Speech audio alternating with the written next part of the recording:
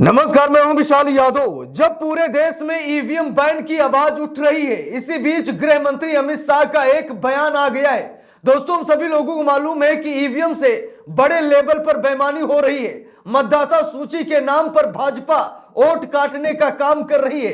SIR विपक्ष के vote bank को खत्म करने का एक प्लान बनाया गया है, जिसके तहत काम भी किया जा रहा है। लेकिन आज गृह मंत्री अमित शाह का बयान देखकर आप सभी लोग यही कहेंगे कि जब ये सत्ता में नहीं थे तो छाती पीटते थे और ईवीएम को हटाने की मांग रखते थे।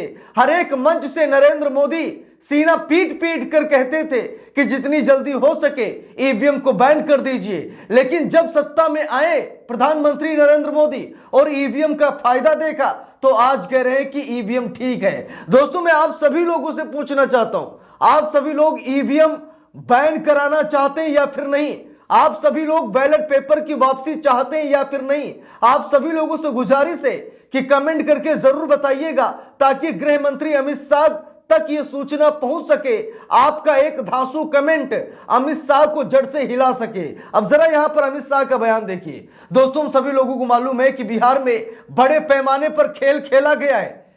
एसआईआर के नाम पर जो लगभग 70 लाख से ज्यादा मतदाताओं के नाम काटे गए, उससे भाजपा और एनडीए को जीत मिली है, यह पूरा देश जानता है। और यह गड़बड़ी सिर्फ बिहार में नहीं, बल्कि महाराष्ट्र में हुई, हरियाणा में हुई, लोकसभा चुनाव में हुई, यहां तक कि मध्य प्रदेश, छत्तीसगढ़, राजस्थान में हुई। कई जगहों पर ऐसी गड़बड़ियां देखी गई हैं और अब उत्तर प्रदेश और बंगाल में ऐसा ही करने का प्लान बनाया जा रहा है। अब गृह मंत्री अमित शाह का बयान देख लीजिए। अमित शाह ने कहा कि 2/3 बहुमत से बिहार में एनडीए की सरकार बनी और राहुल बाबा अभी भी ईवीएम मतदाता सूची को दोष दे रहे हैं। ना ईवीएम खराब है, ना मतदाता सूची खराब है।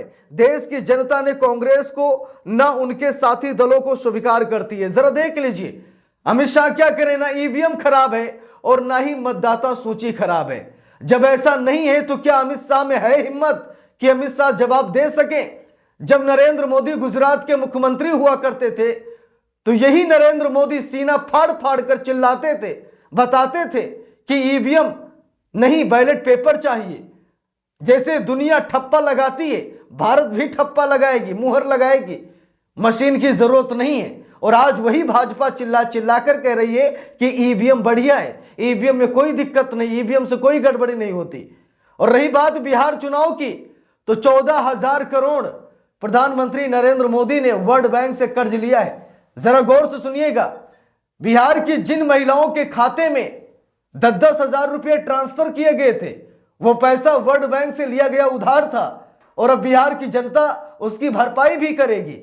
महिलाओं के खाते में पैसे गए हैं तो मर्दों को चुकाने पड़ेंगे दिहाड़ी मजदूरी करके।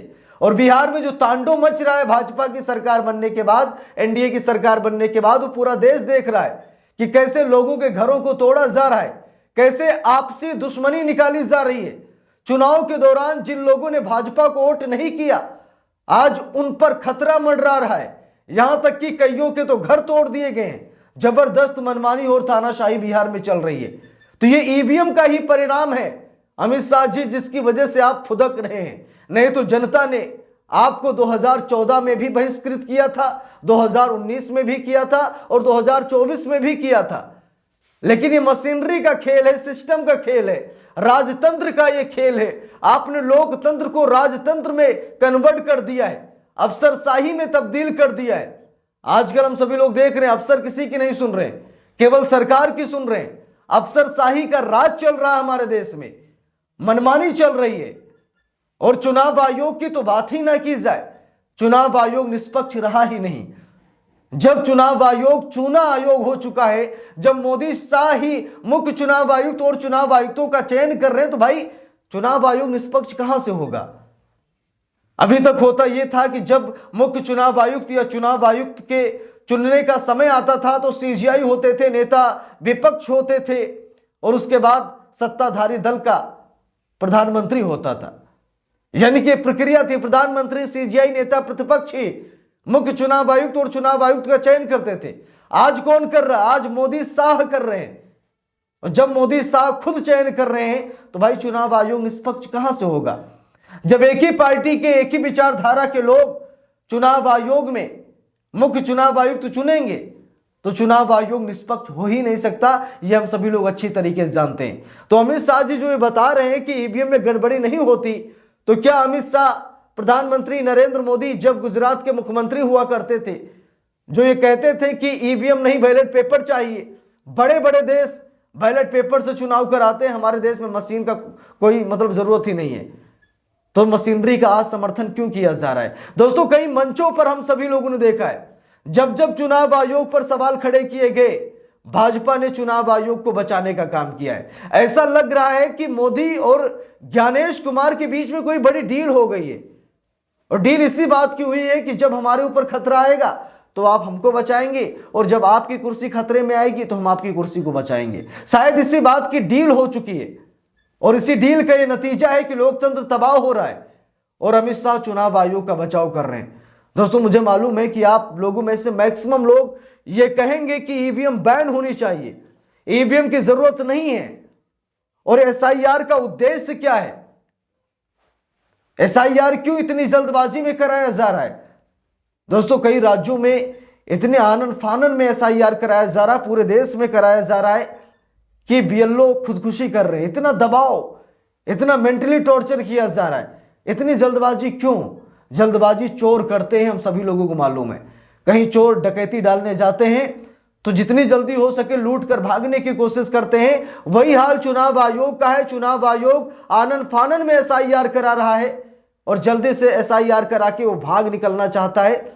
वो आंकड़ा अपने पास रख लेगा, फिर तय करेगा कि विपक्ष के वोट बैंक कौन है और उनका नाम काट दिया जाएगा। कुछ ऐसी ही रणनीति बनाई जा रही है। यहां तक कि उत्तर प्रदेश के पूर्व मुख्यमंत्री समाजवादी पार्टी के मुखिया अखिलेश यादव ने खुद कहा कि हर विधानसभा सीट से, जिस सीट से भाजपा चुनाव हारी है, 50,000 वोट काटने का प्लान है। जहां से भाजपा हारी है वहां पर 50,000 वोट काटे जाएंगे। अब दोस्तों, राजनेता कुछ बोलते हैं तो गलत नहीं बोलते, भले ही आप उन्हें पसंद नहीं करते तो हो सकता है उनकी बात झूठी लगे, लेकिन जो लोग पसंद करते हैं उन्हें मालूम है कि हाँ, वो सही बोल रहे हैं। तो यहां पर गृह मंत्री अमित शाह जो कुछ भी कह रहे हैं कि बिहार में 2/3 बहुमत से बिहार में एनडीए की सरकार बनी है, ये 2/3 बहुमत नहीं है, 10,000 का कमाल है। फ्री में जो साड़ियां बांटी गई हैं और भी कुछ जो पैसे दिए गए हैं, ये उसका कमाल है। बिहार की जनता समझ नहीं पाई और उसका फायदा प्रधानमंत्री नरेंद्र मोदी ने उठाया है।